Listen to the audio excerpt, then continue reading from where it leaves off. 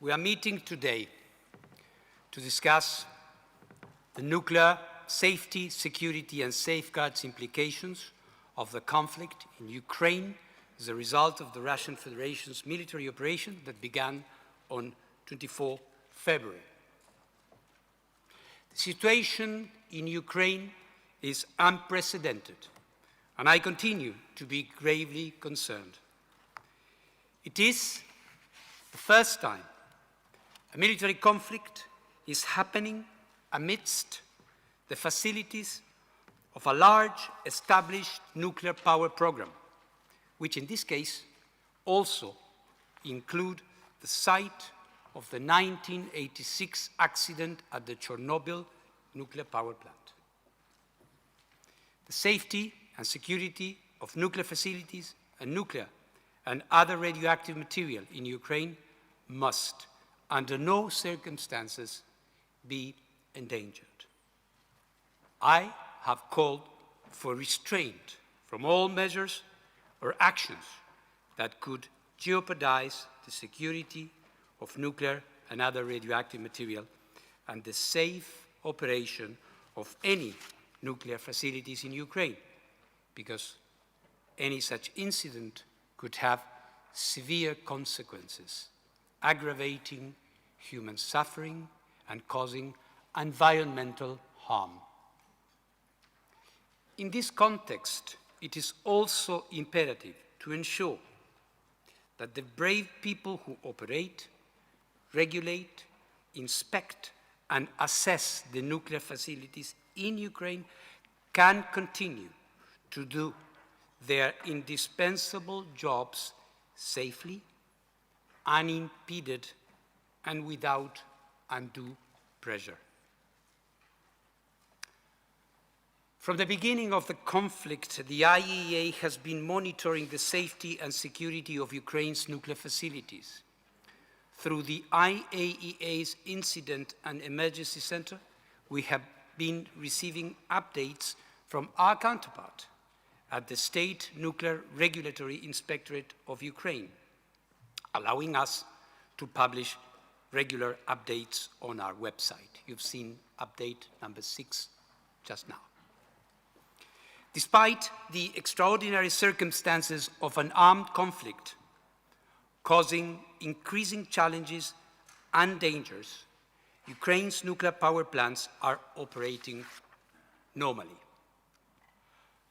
But while we may use expressions like normal operations in a technical context, I want to emphasize that there is nothing normal about the circumstances under which the professionals at the 4 nuclear power plants are managing to keep the reactors that produce half of Ukraine's electricity working. Russia informed us yesterday that its military forces have taken control of the territory around Ukraine's Zaporozhye nuclear power plant, Ukraine's largest nuclear power plant, which houses 6 of the country's 15 nuclear power reactors. It is of critical importance that the armed conflict and activities on the ground around Zaporozhye nuclear power plant and any other of Ukraine's nuclear facilities in no way interrupts or endangers the facilities or the people working at or around them. Russian forces have taken control of all facilities at the state specialized enterprise Chernobyl nuclear power plant, located, as you know, within the exclusion zone. No casualties or destruction at the industrial site were reported. While increased levels of radiation were initially measured at the site, likely due to the movement of heavy military vehicles disturbing the soil, the IAEA assessed that they remained low enough not to pose a hazard to the public. It is of utmost importance that the staff working at the specialized enterprise Chernobyl are able to do their job safely and effectively. and that their personal well-being is guaranteed by those who have taken control. Yesterday, I received a letter from the SNRIU, the Ukrainian regulator, requesting me to extend immediate assistance to ensure the safety of the Chernobyl nuclear power plant and other nuclear facilities in the country. I am conducting consultations in order to address this request for assistance. Mr. Chairperson, on Sunday, the SNRIU informed the agency that Russian missiles had hit the site of a radioactive waste disposal facility in Kyiv overnight. There were no reports of damage to the building or any indications of a radioactive release. The strike came a day after the regulator said an electrical transformer at a similar disposal facility near the northeastern city of Kharkiv had been damaged, also without any reports of a radioactive release. Such facilities typically hold disused radioactive sources and other low-level waste from hospitals and industry. The two incidents highlight the risk that facilities with radioactive material may suffer damage during the armed conflict, with potentially severe consequences.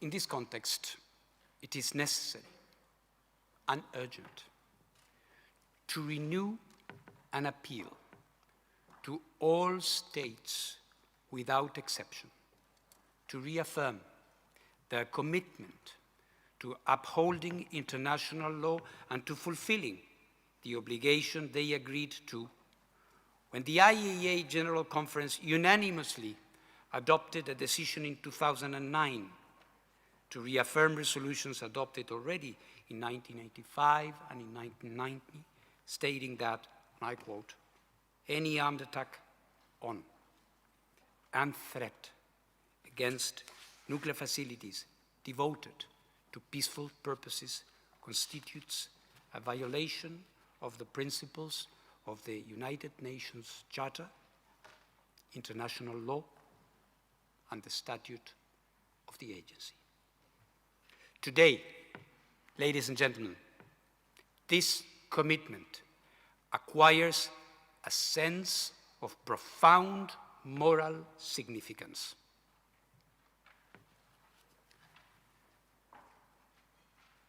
Mr. Chairperson, a nuclear accident can have a serious impact beyond the borders of the country in which it occurs, and the world is relying on the IAEA to keep it informed with accurate and timely information. A key source of information for the agency is the Ukrainian regulator, which I mentioned. Ukraine's ability to provide accurate and complete data on the safety and security of the operation of all nuclear facilities in Ukraine should not be interrupted, impeded, or influenced. This is particularly critical during an armed conflict, which heightens the risk of nuclear accidents and makes the response more difficult.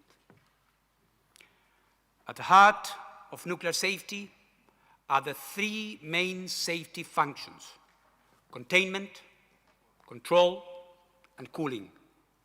And in concrete terms, what this means: 1, the physical integrity of the facilities, whether it is the reactors, fuel ponds, or radioactive waste stores, must be maintained.